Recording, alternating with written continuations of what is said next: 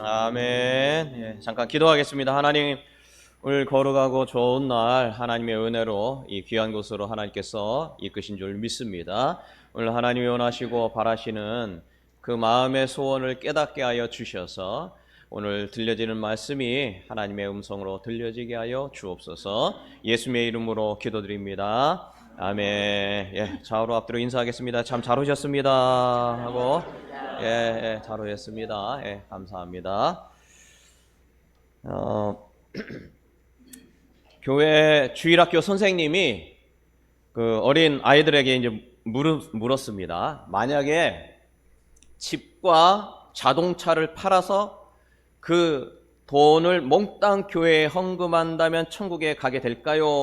하고 물으니까 아이들이 일제히 큰 소리로 아니요라고 대답을 한 거죠. 그럼 매일같이 교회 청소를 한다면 천국에 가게 될까요? 라고 또 물으니까 역시 아이들이 아니요라고 크게 대답을 한 겁니다.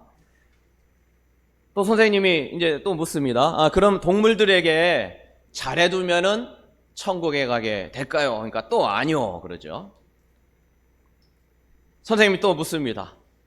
그렇다면 어떻게 해야 천국에 갈 수 있을까요? 라고 물으니까 이제 한 아이가 이제 큰 소리로 자신 있게 대답합니다. 죽어야 천국에 갑니다. 그러더래요. 그래서 원래 우리가 생각했던 것과는 또 다르게 답을 한 거죠. 그 뭐 틀린 얘기는 아니죠. 죽어야 천국 가는 거죠.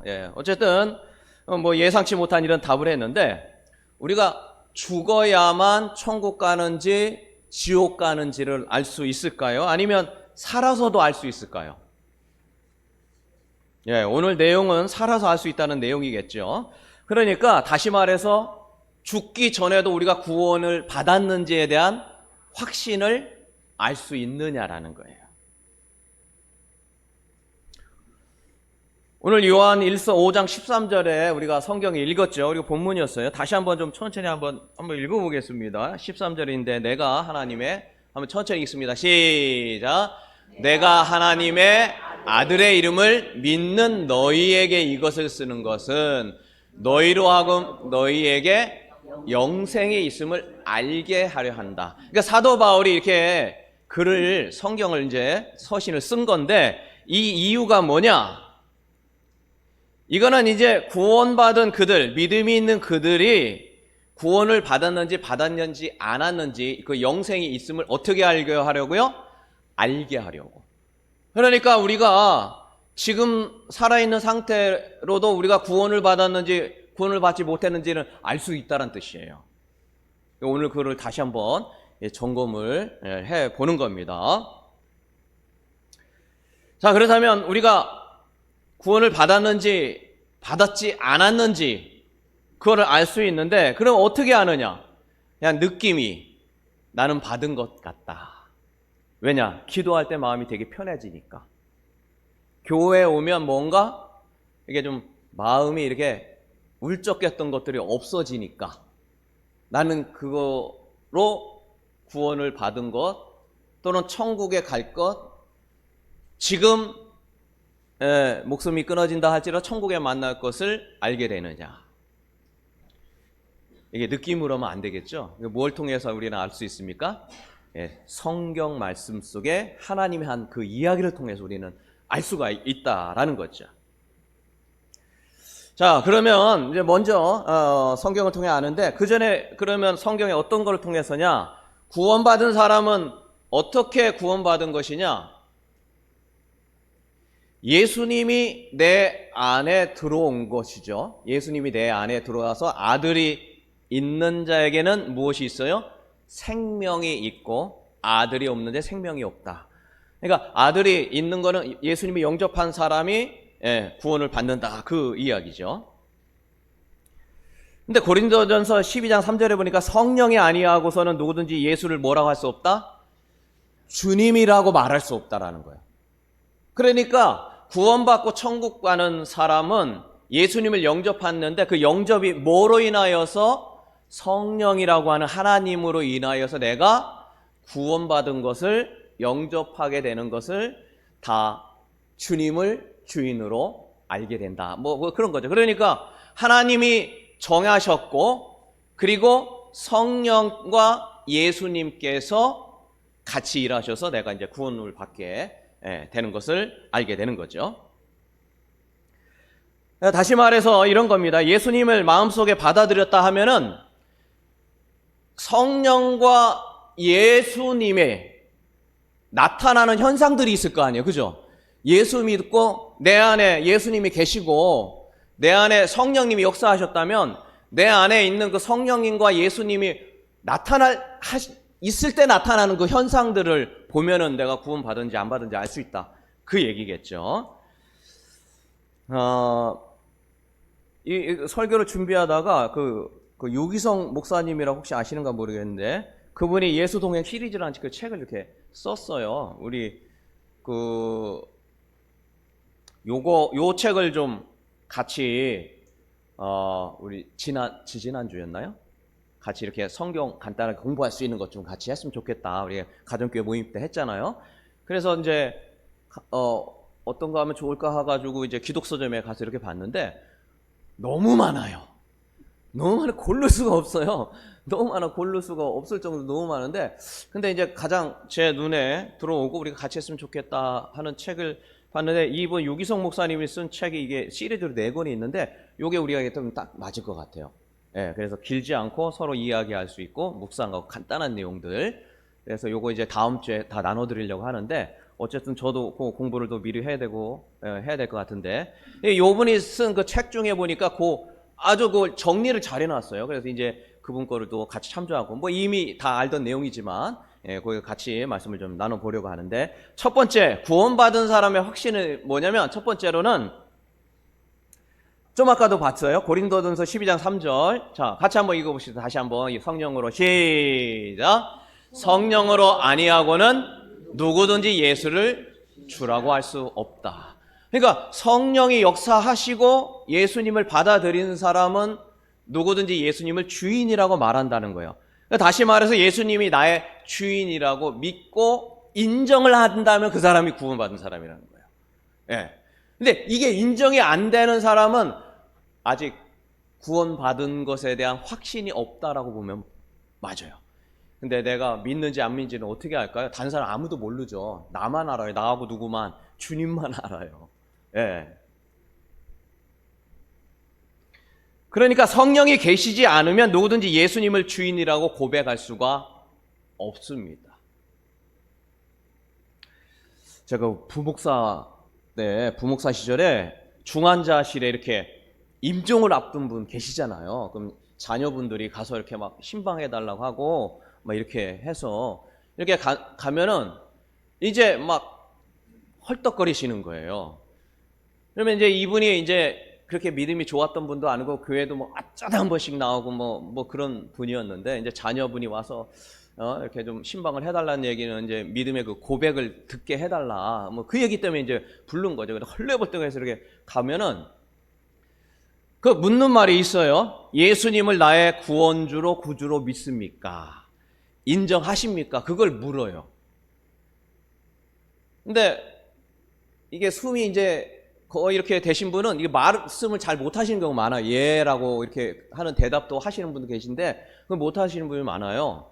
그러면 이제 그거 이제 말씀을 못하시니까 그러면은 믿으십니까? 예수님은 나의 구주로 믿으세요라고 단순한 질문이잖아요.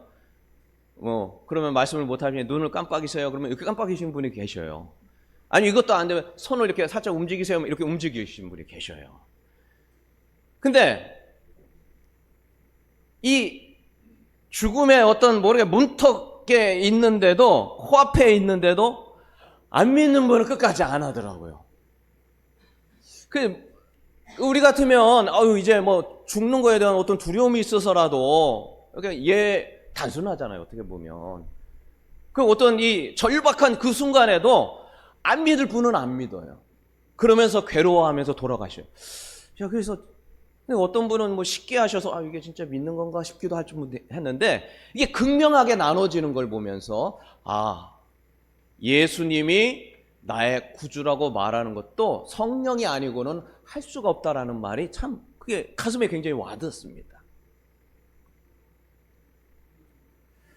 어쨌든 예수님을 나의 구주라고 시인하고 말할 수 있는 사람이 구원받은 자다. 우리 옆 사람하고 인사합시다. 예수님을 나의 구주인 줄로 믿습니다. 자, 옆 사람과 자, 시작. 예수님은 나의 구주인 줄로 믿습니다. 예. 예수님이 나의 구주라고 인정하고 믿는 사람이 구원받은 사람이다 라는 거죠. 자, 두 번째는 뭐냐면 우리가 구원받은 자라는 거 어떻게 확신하느냐? 하나님을 아버지라 부르는가. 이 로마서 8장 15절에 나온 말씀인데요. 자, 여기 보면 너희는 다시 무소하는 종의 영을 받지 아니하고 양자의 영을 받았기 때문에, 그러니까 양자, 우리가 하나님을 아버지라고 하는 양자의 영을 받았기 때문에 우리가 아빠, 아버지라고 부를 수 있다라는 거예요. 그러니까 우리가 구원 안 받은 사람은 아버지라고, 하나님을 아버지라고 부르지 못한다라는 거예요. 여러분은 하나님의 아버지로 부를 줄로 믿습니다. 여러분, 하나님 아버지 이렇게 하는 게 쉬운 것 같은데 구원받지 못한 자는 그게 어렵다라는 거예요. 자, 오늘 이게 몇 가지를 얘기할 텐데 여러분 한번 몇 가지가 되는가 한번 해보세요. 과연 몇 개가 되는지. 이게 다 된다고 한다면 여러분 확실히 난 구원받은 자구나 할 거고, 이게 어떤 건 그렇고 아니면은 좀 한번 생각해 보는 거죠. 어쨌든 지금 두 가지는 다 되시나요? 네, 두 가지. 그래서 예수님이 내 마음속에 있는 분은 하나님의 양자가 된 거예요. 그렇기 때문에 하나님을 뭐라고 부를 수 있다고요? 아빠, 아버지라고 부를 수 있다라는 거예요. 자, 세 번째입니다. 구원받은 자인가 아닌가 확신하는 방법은 세 번째로는 하나님의 은혜를 느끼느냐라는 거예요. 자, 고린도서 2장 12절에 보니까 이런 말씀이 있어요. 고린도서 2장. 우리가 세상의 영을 받지 않고, 악한 사탄의 세상의 영을 받지 아니하고 오직 하나님으로부터 온 영을 받았으니, 하나님으로부터 온 성령의 은혜, 하나님의 영을 받았으니, 이는 왜냐하면 우리로 하여금 하나님께서 우리에게 은혜로 주신 것을 어떻게 한다고요? 따라서 합니다. 알게 하시려고. 다시 한번 알게 하시려고. 그러니까 이게 다시 한번 봅니다. 세상의 영이 아니라 하나님의 영을 받으면 어때요? 하나님의 은혜를 알게 된다는 거예요. 그래서 어떤 일이 일어났는데 이게 하나님의 은혜는 이렇게 한다라는 거예요. 예를 들면 건강이 안 좋았다가 막 참 어려움을 당하다가 막 이게 어떻게 해가지고 또 낫게 됐어요. 근데 거기서 이제 병원이 좋은 병원에 가서 낫구나. 좋은 의사 물론 그것도 맞아요. 그런데 그때 반응이 두 가지라는 거예요. 상황과 환경만 봐도 좋은 사람 만나고 여기서 끝났는지, 아니면 하나님의 무엇으로? 은혜로 이렇게 내가 낫구나라고 내가 느껴진다면 그 사람이 구원받는 사람이라는 거예요. 우리 성경에 보니까 그렇게 얘기한 거예요. 그래서 예수의 생명이 이 안에 있다면은, 예수가 이 안에 있는 사람이라 한다면은 하나님의 은혜를 느끼게 되어 있어요. 오늘 본 말씀이 저 말씀인 거예요. 바꿔서 말하면 하나님, 아직 내 안에 예수가 없다면 하나님의 은혜가 아니라 그냥 환경만 본다라는 거예요. 그냥 어떻게 하다가 나았구나. 세상 말로 재수가 좋아가지고 그냥 거기서 멈춘다는 거예요. 여러분은 어떻습니까? 이게 접혀지나요 또?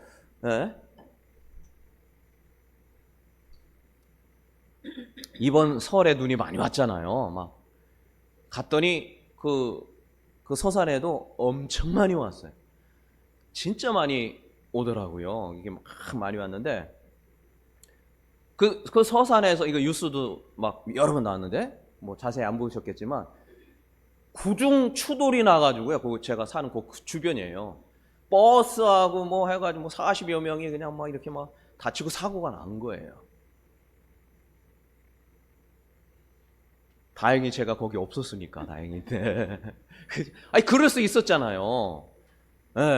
뉴스 나올 뻔할 수 있었잖아요. 그 사람이 알지가 40명이 그게 버스하고 한꺼번에 뒤에서 미끄러가지고 부딪혀가지고 이렇게 됐는데, 근데 뭐 혹시 그런 일 당하지도 않으셨겠지만 그런 일 혹시 당했는데도 하나님께서 이렇게 멀쩡하게 낫게 해주셨는데 어우 재수가 좋아가지고 내가 저기 안 타는 바람에 그런 생각밖에 안 든다라면 내가 구원을 받은 것인가 한번 생각해 봐야 돼요. 그러니까 이게 어떤 정말 어렵고 극심한 상황을 벗어나게 해줬다면 교통사고 당해가지고 막 이렇게 됐는데 그렇지 않게 된 거에 대한 하나님의 은혜를 예수가 생명이 있다면 말하고 느끼게 되어 있다는 거예요. 구조적으로 그렇게 되어 있다는 거예요.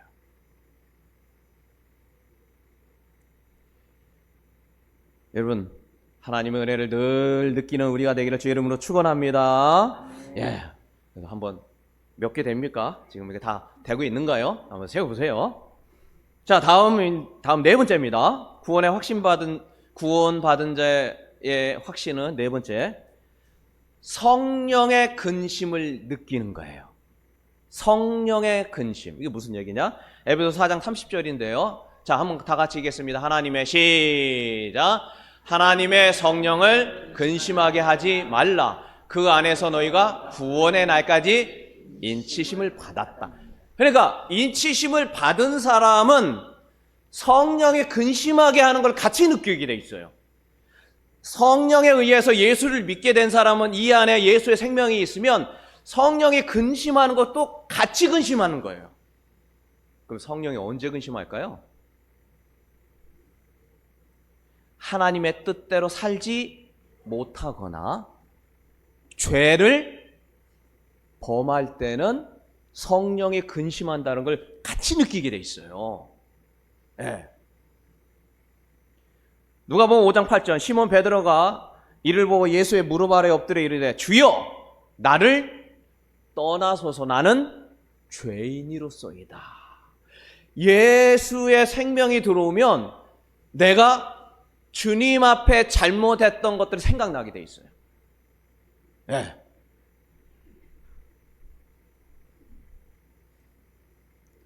그래서 우리가 그 예수님 있을 때 보면 세리들은 어땠어요?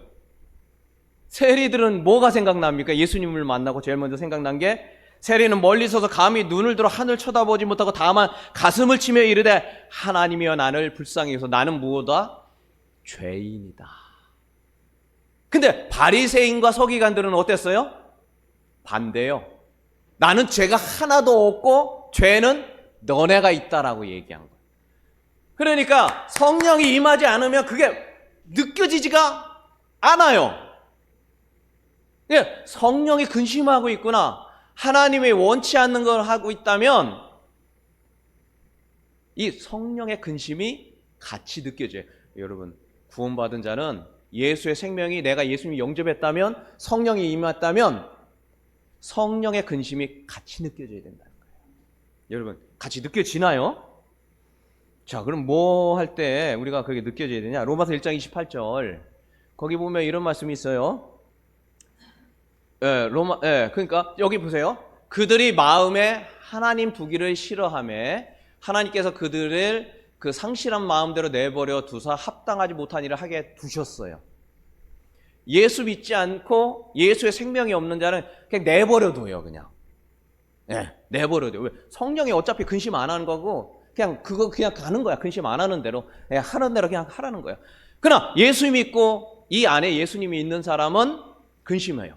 뭐 할 때? 29절. 모든 불의.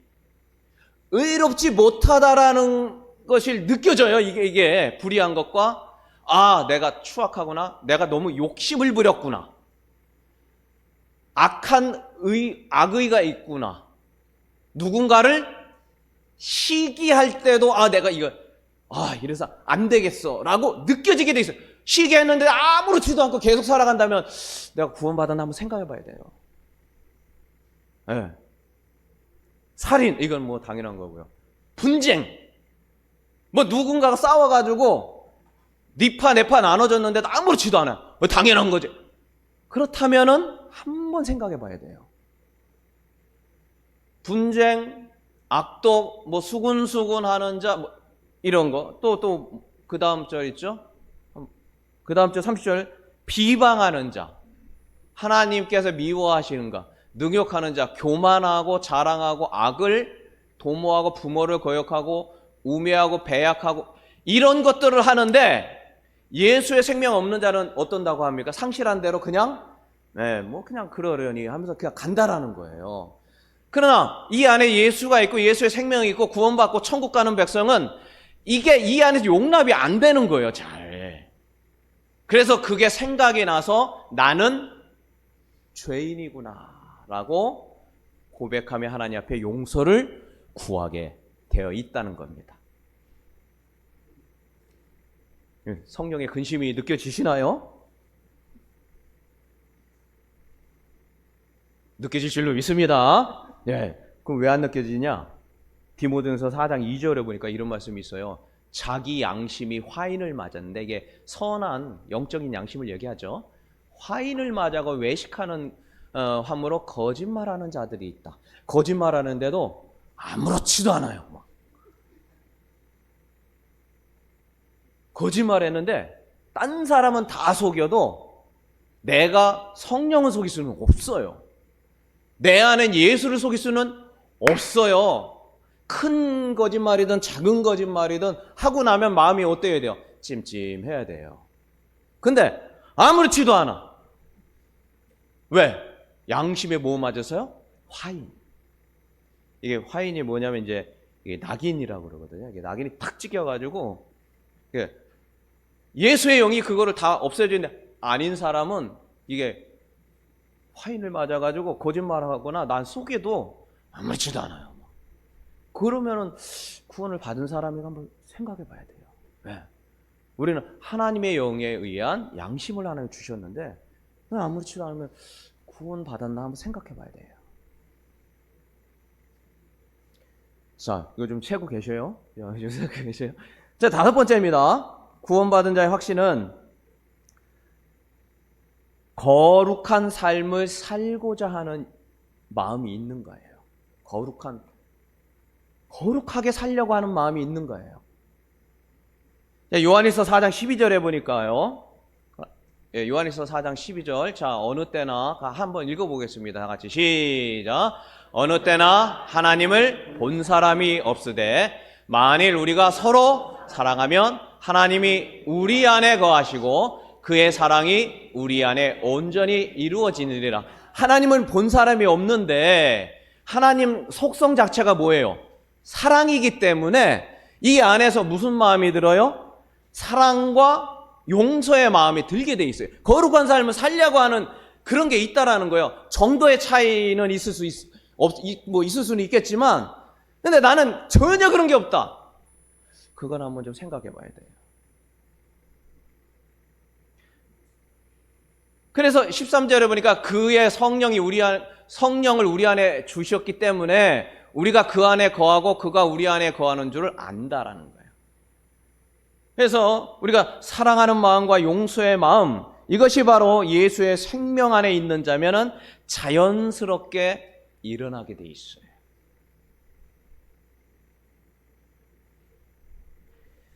자, 그리고 거룩한 마음은 어떤 것이냐? 아까 사랑과 용서의 마음이 생긴다고 했죠. 하나님의 일을 하고 싶어 하줘요. 하나님의 일을 하고 싶어 져요. 이게 마태복음 10장 19절인데요. 하나님의 일을 빌립보서 2장 13절인데요. 너희 안에 같이 한번 읽어보겠습니다. 너희 안에서 시작. 너희 안에서 행하시는 이는 하나님이시니 자기의 기쁘신 뜻을 위하여 너희에게 소원을 두고 행하게 하신다. 자, 다시 한번 읽습니다. 너희 안에 행하시는 이가 누구라고요? 하나님. 하나님이 행하게 하는데 뭐냐? 자기의 기쁘신 뜻을 위하여. 그러니까 하나님의 기쁘신 뜻을 위하여 너에게 뭐를 줘요? 마음을, 그 하고자 하는 마음을 준다라는 거예요. 그러니까 내가 예수 믿고 예수님을 영접하여서 내 안에 예수의 생명이 있다면 이분이 뭐 크게 하실 수도 있고 적게 하실 수도 있는데 어쨌든 그 생명에 씨앗이 있으면 주의 일을 좀 해야겠다 이 마음이 든다니까요. 그게 구조적으로 그렇게 돼 있어요. 근데 그런 생각 한 번도 안 했다면 그래서 한번 좀 생각해 봅시다. 하나님을 하게끔 마음의 소원을 심어준다는 거예요. 주님의 일을 하게끔. 하나님과 교회를 위하여 뭐를 해야겠는가? 내가 어떤 일을 해야 하나님이 좋아할까? 교회에 뭐를 해야 될까? 이런 마음을 갖게 된다. 이것이 바로 성령께서 우리 안에 계시다라는 증거죠. 또 세 번째로는 다른 사람에게 전해야겠다는 마음이 든다라는 거예요. 예수의 생명이 있다면. 왜? 생명은 생명을 살리게 돼 있어요. 그죠? 아직 몇 번 얘기했습니다만 바이러스는 코로나 바이러스 한 번도 본 적이 없어요. 한 번도 본 적이 보지도 못할 거예요. 근데 그게 무엇이 있기 때문에 생명 곧 살아있기 때문에 영향을 준다는 거예요. 복음은 씨앗과 같습니다. 예수의 생명은 씨앗과 같아요. 보이지는 않아요. 볼 수도 없고 한 번도 본 적도 없고 하나님을 눈으로 볼 수 없는 것처럼. 그러나 그것이 생명이 이 안에 있으면 뭘 해야 돼요? 씨앗을 터뜨리고자 하는 마음이 들 수밖에 없다는 거예요. 마태복음 10장 19절입니다. 같이 한번 읽습니다. 그때에 시작. 그때에 너에게 할 말을 주리니 말하는 이는 너희가 아니라 너희 속에서 말씀하시는 이 곧 너희 아버지의 성령. 누가 지금 봐요? 그때 너희에게 할 말을 한다라는 거예요, 지금. 그죠? 뭔가를 말해요. 그게 뭐냐? 예수를 전하고자 하는 마음이 든다는 거예요. 여태까지 나 전도할 생각 한 번도 안 했다. 한번 좀 생각을 해보셔야 돼요. 물론 내가 기쁘지도 않고 그냥 필요성도 못 느껴서 그럴 수도 있겠지만 이 생명을 누군가에게는 한번 전하고 싶은 마음이 들 수밖에 없다라는 거예요.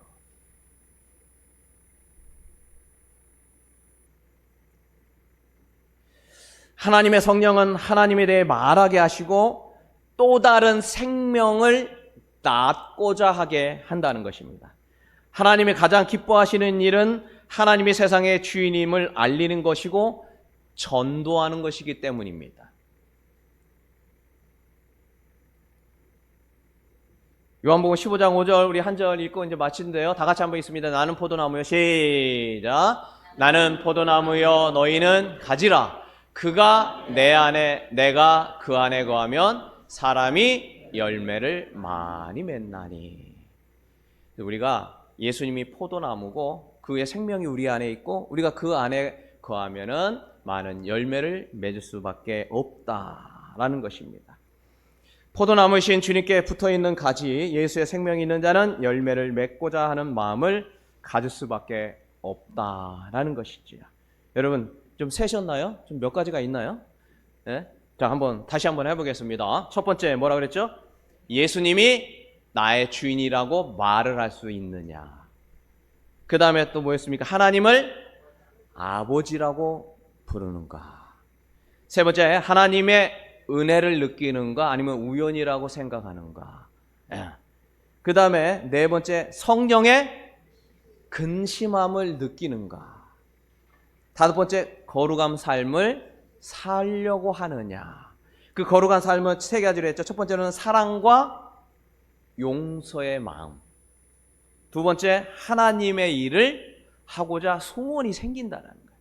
세 번째, 다른 사람에게 복음을 전하고 새로운 생명이 태어나게끔 하려고 하는 마음에 있는가. 몇 개나 되나요? 이게 다 되는 분, 한 개만 되는 분, 두 개만 되는. 이게 왜 다 안 되고 어떤 거 되고 어떤 거 안 되고 그럴까요? 그러니까 이제 다음 주에 그걸 보려고 하는데 이제 그건 거예요. 여러분이 내가 만약 한 개도 안 됐다라면 아직 여러분 자연인이에요.